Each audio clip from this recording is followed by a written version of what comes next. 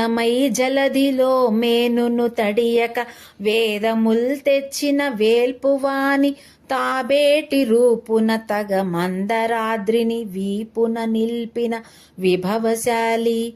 పంది రూపంబున పరిపంథి బరిమార్చి కోర మీదను నిల్పు గోత్రధరుని మెకముల సామి అయి మేటి దైత్యుని పట్టి చించి చెండాడిన సింహమూర్తి పొట్టి తనమున బలి దైత్యు భూమి ద్రొక్కి రామ రఘురామ బలరామ బౌద్ధ కలికి రీతులను నుతిసేయు దీరీతిగాను రామ తారక దశరథ రాజతనయ. భావం: శ్రీరామ మత్స్య రూపంలో వేదములను సముద్రము నుండి తెచ్చిన దేవతామూర్తి, తాబేలు రూపంలో మందర పర్వతమును వీపున నిలుపుకొన్న వైభవమూర్తి, వరాహ రూపమున ధర్మ మార్గభ్రష్టుడైన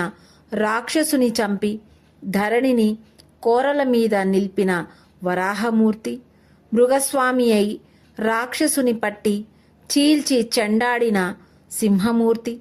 వామనావతారమున బలిని భూమిలో త్రొక్కిన వామనమూర్తి, రామ రఘురామ బలరామ బౌద్ధ కల్కి అని నిన్ను వివిధ రీతుల ప్రార్థింతును.